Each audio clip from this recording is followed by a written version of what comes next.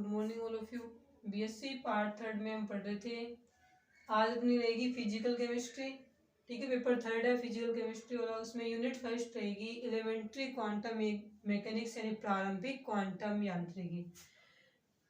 प्रारंभिक क्वांटम यांत्रिकी में अपना फर्स्ट टॉपिक रहेगा मैकेनिक्स, जिसको हिंदी में बोलेंगे गतिकी। तो मैकेनिक्स क्या होती है, तो इसमें आएगा कि जितने भी पार्टिकल्स हैं तो उनमें माइक्रो पार्टिकल्स यानी सूक्ष्म कणों से लेकर के मैक्रो पार्टिकल्स, बड़े बड़े जो पिंड वगैरह होते हैं, इन सभी की गतिकी का अध्ययन यानी इन सभी की गतिकी का अध्ययन विज्ञान की जिस शाखा में किया जाता है, जिस ब्रांच में किया जाता है, उसे बोलेंगे हम मैकेनिक्स। तो विज्ञान की वह शाखा जिसमें सूक्ष्म कणों जैसे इलेक्ट्रॉन, प्रोटॉन, न्यूट्रॉन से लेकर के बड़े कणों की गतिकी का या उनके गति से संबंधित व्यवहार का या गतिकीय गुणों का अध्ययन किया जाता है, वह ब्रांच मैकेनिक्स या गतिकी कहलाती है। ठीक है, तो पहले सबसे पहले तो होगी इसमें गतिकी की डेफिनेशन। माइक्रो से लेकर के मैक्रो पार्टिकल्स की गतिकीय गुणों से संबंधित विज्ञान की शाखा को गतिकी कहा जाता है। उसके बाद में आता है गतिकी के टाइप की। गतिकी कितने प्रकार की होती है, तो इसमें देखें, इसमें लिखा जाएगा कि जो ये मैकेनिक्स होती है गतिकी, वो 3 टाइप्स या 3 प्रकार की होती है। फर्स्ट रहेगी इसमें क्लासिकल मैकेनिक्स, सेकंड रहेगा क्वांटम मैकेनिक्स,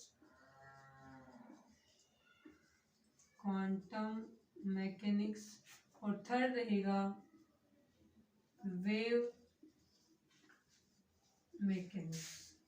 तो जो ठीक है, इसमें आएगा कि मैकेनिक्स या गतिकी है वो 3 प्रकार की होगी, क्लासिकल मैकेनिक्स, क्वांटम मैकेनिक्स और थर्ड रहेगी वेव मैकेनिक्स। सबसे पहले इसमें बात आती है क्लासिकल मैकेनिक्स की। तो क्लासिकल मैकेनिक्स क्या होती है, तो क्लासिकल मैकेनिक्स के अंदर जो कण होते हैं पार्टिकल्स, उनकी गतिकी का अध्ययन किया जाएगा। उनकी गतिकी, कौन से पार्टिकल्स की गतिकी का अध्ययन है वो क्लासिकल के अंदर किया जाता है। तो इसमें आता है कि जो जितने भी पार्टिकल जैसे इलेक्ट्रॉन से लेकर के माइक्रो पार्टिकल से लेकर के मैक्रो पार्टिकल्स, इन सभी की गतिकी का अध्ययन क्लासिकल में किया जाता है। लेकिन इसमें डिफरेंस क्या रहेगा क्लासिकल और क्वांटम, ये जो क्लासिकल और क्वांटम के अंदर, कि क्लासिकल मैकेनिक्स होती है उसमें मैक्रो लेवल पर, बहुत बड़े स्तर पर कणों की गतिकी का अध्ययन किया जाता है।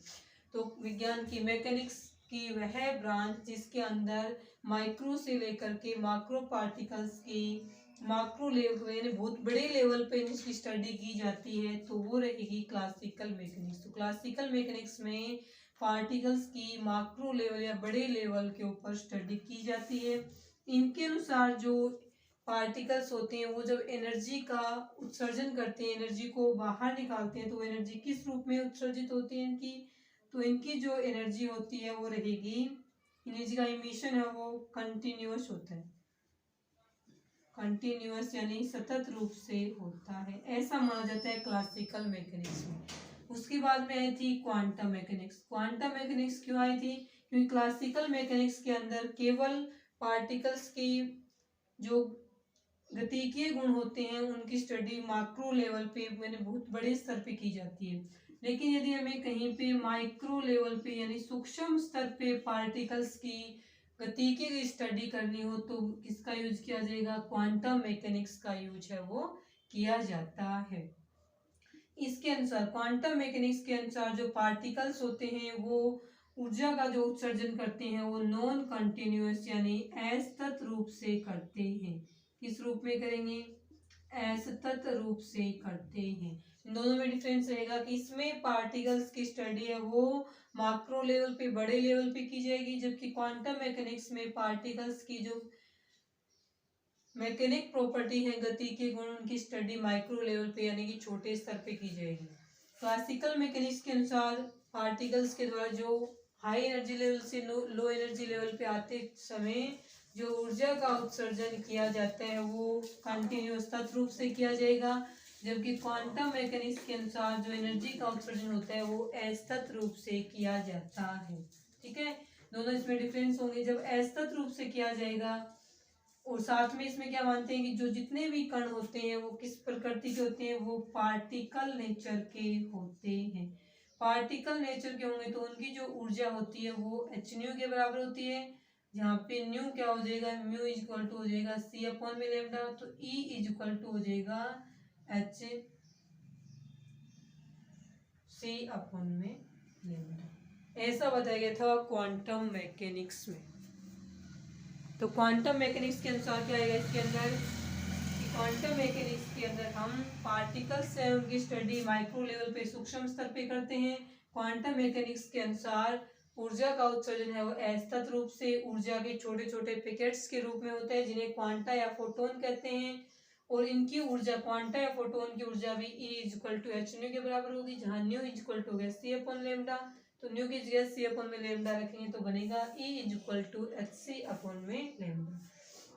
साथ में क्या आता है कि क्वांटम मैकेनिक्स और वेव मैकेनिक्स में क्या डिफरेंस है, तो इन दोनों में जो डिफरेंस है उसके लिए क्या बोलते हैं कि क्वांटम मैकेनिक्स तो ये मानती है, जो डी ब्रोगली का अपना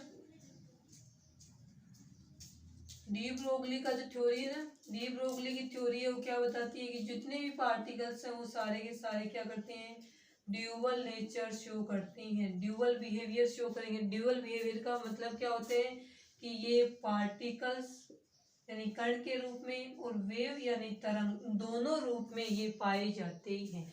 तो क्वांटम मैकेनिक्स तो क्या बताती है कि जितने भी पार्टिकल्स होते हैं वो किस रूप में पाए जाएंगे, पार्टिकल के रूप में पाए जाएंगे, और इनकी एनर्जी भी यही रहेगी, E is equal to H nu, nu हो जाएगा सी अपॉन में लेमडा, तो बनेगा E is equal to H C upon में लेमडा। जबकि वेव मैकेनिक्स क्यों बनाई गई थी क्वांटम के बाद में, इसलिए बनाएगी कि क्वांटम मैकेनिक्स में तो केवल ये मानते हैं कि पार्टिकल नेचर होती है, जबकि डी ब्रोगली ने अपने सिद्धांत में बता दिया कि पार्टिकल के साथ साथ में वेव नेचर भी होती है। जितने भी पार्टिकल्स हैं वो सारे के सारे ड्यूअल नेचर शो करते हैं। तो वेव मैकेनिक्स के अंदर क्या बताया जाता है कि ये जो पार्टिकल्स होते हैं उनकी कैसी नेचर होती है, वेव नेचर, तरंगीय प्रकृति होती है। तो वेव मैकेनिक्स में बताया जाता है कि जितने भी पार्टिकल्स होते हैं उन सभी की वे सभी तरंग के रूप में होते हैं, उनकी वेव नेचर होती है। तो क्वांटम मैकेनिक्स में बताया जाता है कि इनकी पार्टिकल नेचर होती है। ठीक है, तो ये तरंग के रूप में पाए जाएंगे तरंग यांत्रिकी के अंदर। उनकी जो तरंग दैर्ध्य होती है, जब ये तरंग के रूप में होंगे तो इनकी जो तरंग दैर्ध्य होती है लैम्डा, उसकी वैल्यू होती है एच अपॉन में एम सी, या एम सी की जगह हम एम वी भी लिख सकते हैं। ठीक है, तो वेव मैकेनिक्स में लिखा जाएगा कि मैकेनिक्स की इस ब्रांच में पार्टिकल्स को वेव नेचर मानते हुए, पार्टिकल्स की वेव नेचर मानते हुए उनकी गतिकी का अध्ययन किया जाता है, और वेव की वेवलेंथ होती है लैम्डा, उसकी वैल्यू रहेगी एच अपॉन में एम सी। ये एच एम सी क्या है ये आगे बता देंगे। एच रहेगा प्लांक कांस्टेंट, एम रहेगा मास, और ये सी या वी है वो रहेगा वेलोसिटी। ठीक है, ये था इसमें मैकेनिक्स की डेफिनेशन। मैकेनिक्स के बाद में इसके 3 टाइप्स रहेंगे, क्लासिकल, क्वांटम और वेव मैकेनिक्स। इसमें ये बताया जाएगा, क्वांटम में ये बताया जाएगा कि असतत होंगे, माइक्रो लेवल छोटे स्तर पे स्टडी की जाएगी, पार्टिकल्स नेचर होती है, पार्टिकल्स की एनर्जी ये रहेगी, और असतत रूप में ये क्वांटा या फोटोन के रूप में ऊर्जा का उत्सर्जन करते हैं, तो वो ऊर्जा है वो भी कितनी रहेगी, E is equal to H nu के रूप में। तीसरी चीज में वेव मैकेनिक्स, तरंग यांत्रिकी। इसमें लिखा जाएगा कि इसके अंदर पार्टिकल्स को वेव मानते हुए, पार्टिकल्स की वेव नेचर मानते हुए उनकी गतिकीय गुणों की स्टडी है वो की जाएगी, और जो वेव होगी उसकी वेवलेंथ है वो lambda is equal to H upon में एम सी से बताई जाएगी। अब वेवलेंथ वगैरह है या कोई भी वेव होती है जितने उसकी वेव की जितनी भी प्रॉपर्टीज हैं, जैसे कि वेवलेंथ होगी, फ्रीक्वेंसी होगी, वेव नंबर हो गया, इन सभी को अब हम पढ़ेंगे। तो 4-5 डेफिनेशन है, एक एक नंबर में पूछी जाती है।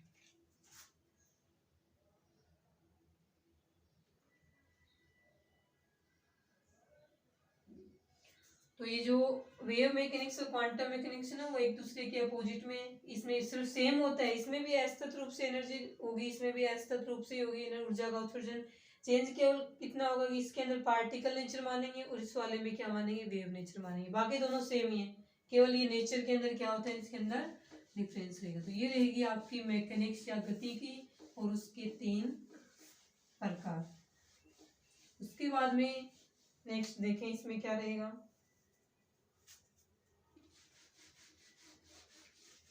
नेक्स्ट में आपको 3-4 है वेव की प्रॉपर्टीज है, वेव के कौन कौन से गुण होते हैं, इनकी डेफिनेशन है वो यहाँ पे पढ़ेंगे। तो सबसे पहले डेफिनेशन लिखी जाएगी यहाँ पे। सबसे पहले हम वेव का एक डायग्राम बना लेते हैं कि वेव है वो किस प्रकार से संचरित होती है। सबसे पहले हम वेव का डेफिनेशन डायग्राम बनाते हैं। इस साइड में बनाएंगे हम डिस्टेंस और इस साइड में बनाएंगे हम डिस्प्लेसमेंट।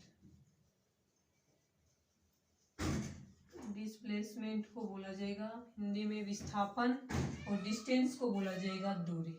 इन दोनों के बीच में बनेगा। देखिए ये आपकी क्या है कि वेव, इस प्रकार से ये वेव है वो संचरित हो रही है, यहाँ से निकल रहे आगे जाके चलेगी। ये इस साइड में रहेगा डिस्टेंस और इस साइड में रहेगा आपका डिस्प्लेसमेंट। ठीक है। उसके बाद में देखें इसके अंदर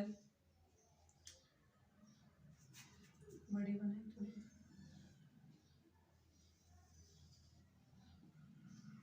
ठीक है। अब ये क्या है, इस वेव के उच्चिष्ट बोलते हैं। उच्च वैल्यू है ये वाली, यहाँ पे वैल्यू रहेगी 0, यहाँ पे हाईएस्ट वैल्यू और यहाँ पे क्या रहेगी लोवेस्ट वैल्यू रहेगी। तो ये है लोवेस्ट वैल्यू है, यहाँ पे क्या है इसकी हाईएस्ट वैल्यू। इनको बोलते हैं इनके उच्चिष्ट और इनको क्या बोलते हैं निम्निष्ट है वो बोला जाता है। या फिर इनको हम शिखर बोले, इनको हम क्या बोलते हैं पिट यानी गर्त बोल सकते हैं। और ये क्या रहेंगे इसके शिखर रहेंगे। उसके बाद में ये जो वेव है, इस वेव की जो डेफिनेशन है वो देखो वेव की क्या क्या प्रॉपर्टीज हैं। तो सबसे बेस्ट प्रॉपर्टीज है वो रहेगी इसकी वेवलेंथ। सबसे फर्स्ट प्रॉपर्टीज रहेगी इसकी वेवलेंथ। ठीक है।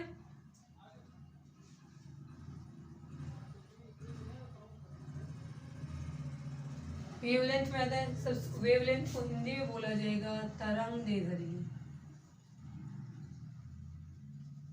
हिंदी में बोलते हैं वेवलेंथ को तरंग दैर्घ्य। सबसे पहली बात क्या होती है कि वेवलेंथ को हम लैम्डा से प्रदर्शित करते हैं। लैम्डा रहेगा ये। ठीक है। वेवलेंथ को हम लैम्डा से प्रदर्शित किया जाता है। सेकेंड आते हैं कि इसकी डेफिनेशन क्या होती है लैम्डा की। तो इसमें आएगा डेफिनेशन में किसी भी वेव के, किसी गतिशील वेव के, ये गति कर रही है वेव है, संचरण कर रही है, पार्टिकल्स करते हैं गति, तो वेव के लिए क्या करते हैं कि वेव क्या कर रही है ट्रांसमिटेंस यानी संचरण कर रही है। तो किसी भी संचरण करते हुए कोई भी एक तरंग है, उस तरंग के दो उच्चिष्ट के बीच की दूरी या दो शिखर बिंदुओं की, ये इसका शिखर बिंदु, ये यहाँ पे इसका दूसरा शिखर बिंदु है, तो दो शिखर बिंदुओं के बीच की दूरी या दो गलत बिंदुओं के बीच की दूरी क्या कहलाएगी, उस वेव की वेवलेंथ कहलाती है। तो किसी संचरण या किसी संचरित तरंग के दो शिखर बिंदुओं के बीच की दूरी या दो गलत बिंदुओं के बीच की दूरी को उस वेव की वेवलेंथ लैम्डा कहा जाता है। अब ये क्या होगी, बीच की दूरी होगी, डिस्टेंस होगी, तो ये मीटर या सेंटीमीटर में लिखी जाएगी। मोस्टली हम तरंग दैर्घ्य उसको एंगस्ट्रॉम, पिकोमीटर, नैनोमीटर में प्रदर्शित करते हैं, उसको बाद में आगे सेंटीमीटर और मीटर में चेंज कर लिया जाएगा। तो इसमें देखा जाएगा कि इसकी यूनिट है वो एंगस्ट्रॉम, पिकोमीटर, नैनोमीटर, मीटर और सेंटीमीटर में इसको प्रदर्शित किया जाएगा। अभी लेंथ है तो इसमें से इसको किसी भी यूनिट के द्वारा प्रदर्शित कर सकते हैं। इनमें आपस में रिलेशन है वो देखें आपकी 1 नैनोमीटर, 1 एंगस्ट्रॉम और 1 पिकोमीटर। आपस में रिलेशन क्या रहेगा इसके अंदर, तो रिलेशन में आएगा कि 1 नैनोमीटर है वो 10 की पावर माइनस में 7, 10 की पावर माइनस में 8 और 10 की पावर माइनस में 10 की क्या होगा बराबर होगी। ये सारे क्या है सेंटीमीटर में। मीटर में चेंज लेंगे, दो दो बढ़ा देंगे, 10 की पावर माइनस 9 मीटर, 10 की पावर माइनस में 10 मीटर और 10 की पावर माइनस में 12 मीटर। ये रहेंगे, ये थे आपके नैनोमीटर, एंगस्ट्रॉम और पिकोमीटर में रिलेशन। ठीक है, बता रहे इसको। वेवलेंथ की डेफिनेशन में लिखा जाए किसी भी संचरण करती हुई तरंग के दो शिखर बिंदु और गर्त बिंदु बोलो लिखो तो उसमें लिखा निकटतम शिखर बिंदु। अब हो सकता है यहाँ पे आगे चल के एक शिखर बिंदु ये आए तो आप बोलो ये शिखर बिंदु और ये वाला शिखर बिंदु इसके बीच की दूरी ये वेवलेंथ की होगी। दो निकटतम शिखर बिंदुओं के बीच की दूरी और दो निकटतम गर्त बिंदुओं की, निकटतम का मतलब है इनके बीच में कोई तीसरा शिखर बिंदु नहीं आए।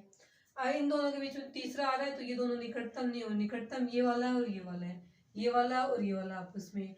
तो इसकी डेफिनेशन में लिखा जाएगा किसी संचरण करती हुई तरंग के दो निकटतम शिखर बिंदुओं या दो निकटतम गर्त बिंदुओं के बीच की दूरी को उस तरंग की तरंग दैर्ध्य लैम्डा कहा जाता है। इसकी यूनिट से इकाई रहेंगी एंगस्ट्रॉम, पिकोमीटर, नैनोमीटर, मीटर और सेंटीमीटर में इनको प्रदर्शित किया जाता है। ये रहेगा इनमें रिलेशन।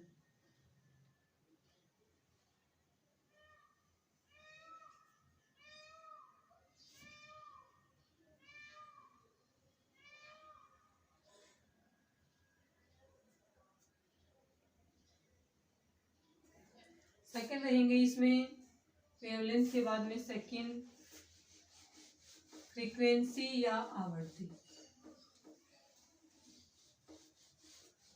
सेकंड प्रॉपर्टी रहेगी इसकी फ्रीक्वेंसी, हिंदी में बोला जाएगा इसको आवर्ती। ठीक है,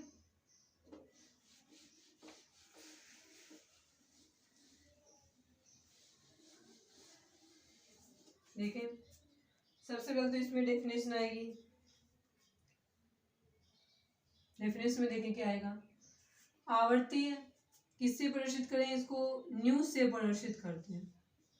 आवर्ती को न्यू से प्रदर्शित किया जाएगा। इसमें आता है कोई भी एक तरंग है, कोई भी तरंग संचित हो रही है तो मान लीजिए एक पॉइंट है, इस पॉइंट पर से एक तरंग है वो एक सेकेंड में जितनी बार गुजरती है, कितनी बार एक बिंदु पर से एक तरंग एक सेकेंड में जितनी बार गुजर जाती है, तरंग एक ही रहेगी, वो तरंग घूम फिर के यहाँ से इसी बिंदु पर से कितनी बार गुजर जाती है, वही संख्या इसकी तरंग की क्या कहलाती है, आवर्ती कहलाती है। तो डेफिनेशन में लिखा जाएगा किसी निश्चित बिंदु पर से एक तरंग है वो जितनी बार गुजरती है वो संख्या ही उसकी क्या कहलाती है, आवर्ती कहलाती है। इसे न्यू से प्रदर्शित किया जाता है। ठीक है, तो याद रखना बिंदु एक ही रहेगा, तरंग भी एक ही रहेगी और टाइम भी क्या रहेगा, एक सेकेंड का रहेगा। तो एक सेकेंड में एक तरंग एक ही बिंदु पर से कितनी बार गुजरती है वो संख्या उस तरंग की फ्रीक्वेंसी या आवर्ती कहलाती है। इसे न्यू के द्वारा प्रदर्शित किया जाता है और इसकी जो यूनिट्स है वो क्या रहेगी, हर्ट्ज होती है। यूनिट्स क्या रहेगी इसकी, हर्ट्ज होगी। इसे कैपिटल एच और स्मॉल जेड, एच जेड से प्रदर्शित किया जाता है। ठीक है, ये रहेगी इसके सेकंड आवर्ती क्या होती है। थर्ड देखें इसकी किसी भी वेव की थर्ड प्रॉपर्टी रहेगी वेलोसिटी। वेलोसिटी जिसे हिंदी में बोला जाएगा वेग। ठीक है, वेलोसिटी या वेग है, इसको हम प्रदर्शित किससे करेंगे, म्यू से कर देंगे, वी लिख देते हैं इसको सीधे, या फिर इसको स्मॉल सी से प्रदर्शित किया जाता है। ये रहेगा किसी भी तरंग का वेग है उसको प्रदर्शित करेंगे। उसके बाद में आता है इसकी डेफिनेशन क्या होती है। तो डेफिनेशन में किसमें क्या आएगा, डेफिनेशन में लिखा जाएगा कि एक तरंग एक सेकंड में, एक तरंग है वो एक सेकंड में कितनी दूरी तय करती है वो उसका क्या कहलाता है, वेग कहलाता है। किसी तरंग द्वारा, किसी वेव द्वारा एक सेकंड में तय की गई दूरी को उस तरंग का वेग कहते हैं। दूरी ऊपर लिखी जाएगी डिस्टेंस, नीचे लिखा जाएगा टाइम। तो इसकी यूनिट्स क्या बनेगी, दूरी को जैसे हम मीटर में लिख रहे हैं, टाइम को सेकंड में, टाइम तो हम सेकंड में मान रहे हैं कि एक सेकंड में किसी तरंग द्वारा तय की गई दूरी को उस तरंग का वेग या वेलोसिटी कहा जाएगा। तो इसकी यूनिट्स क्या बनेगी, एक सेकेंड में टाइम के सापेक्ष क्या डिस्टेंस देख रहे हैं तो इसकी यूनिट्स बनेगी मीटर पर सेकेंड। सेमी में दर्शाएंगे तो सेंटीमीटर पर सेकेंड है वो लिखा जाएगा। ये रहेगी इसकी यूनिट मीटर पर सेकेंड। इसे म्यू या सी से प्रदर्शित करते हैं। म्यू के लिए लिखा जाता है यहाँ पे सी अपॉन में लैम्डा। ये फॉर्मूला होता है वेलोसिटी वाला, सी अपॉन में लैम्डा। अब सी अपॉन में लैम्डा, सी में को क्या बोलते हैं अपन, वेलोसिटी ऑफ लाइट कहेंगे। इसकी वैल्यू होती है निर्वात में वायु में प्रकाश की का वेग है ना, वो रहेगा 3 × 10⁸ मीटर पर सेकेंड। ये रहेगा इसमें वेलोसिटी ऑफ लाइट।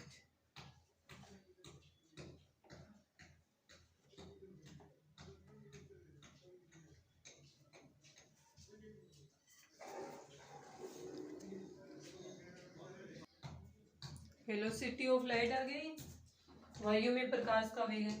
अब देखो ये क्या है, फ्रीक्वेंसी है, ये वेवलेंथ, दोनों ही हम पढ़ चुके हैं। तो C = क्या हो जाएगा, म्यू लैम्डा।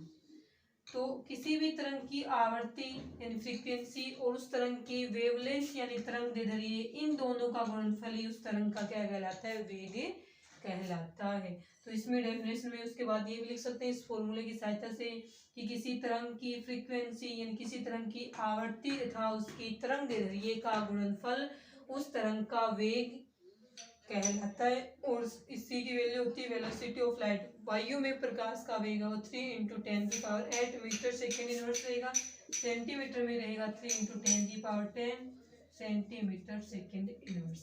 ये रहेगा वायु में प्रकाश का वेग। ये थे इसमें वेव की जो प्रॉपर्टीज है वो यहाँ पे पढ़ रहे हैं। उसके बाद में नेक्स्ट एक प्रॉपर्टी जो है इसकी वो देखें।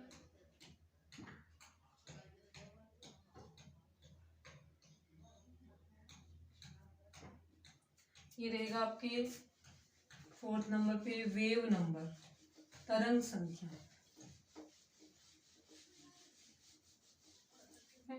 तो वेव की जो 4th प्रॉपर्टीज है वो रहेगी आपके वेव नंबर, हिंदी में बोलेंगे इसको तरंग संख्या। तो सबसे पहले इसको प्रदर्शित करते हैं इसको म्यू बार से प्रदर्शित करते हैं। ये फ्रीक्वेंसी है, फ्रीक्वेंसी के ऊपर ऐसे साइन लगा दे, इसको बोलेंगे म्यू बार। तो इसे म्यू बार से प्रदर्शित किया जाता है। उसके बाद में इसकी डेफिनेशन तो आता है कि इकाई दूरी को हम क्या मानते हैं, सामान्यतः 1 सेंटीमीटर मानते हैं। तो 1 सेंटीमीटर की ये डिस्टेंस दे दी अपने को, इस डिस्टेंस में से गुजरने वाली तरंगों की संख्या, इकाई दूरी 1 से ब्रैकेट में लिखना, 1 सेंटीमीटर में से गुजरने वाली तरंगों की संख्या को, कितनी तरंगे हैं वो 1 सेंटीमीटर में से संचरित हो सकती हैं, उसी को हम क्या बोलेंगे, तरंग संख्या कहेंगे। इसे न्यू बार से प्रदर्शित किया जाता है। और तरंग संख्या होती है वो तरंग की तरंग दैर्ध्य का व्युत्क्रम होती है।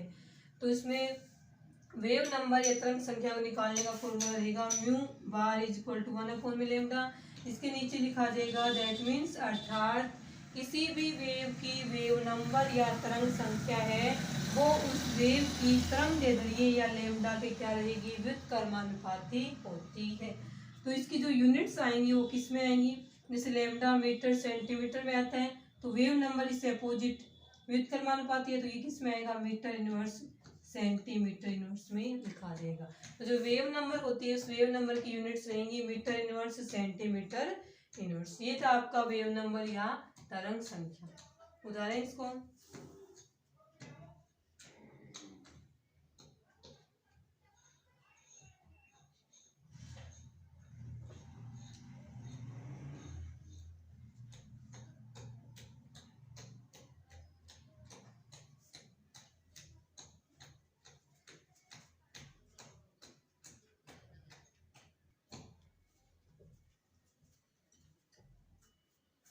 ठीक है, ये रहेगा आपका वेव नंबर। उसके बाद में एक प्रॉपर्टी जो है इसकी वेव फंक्शन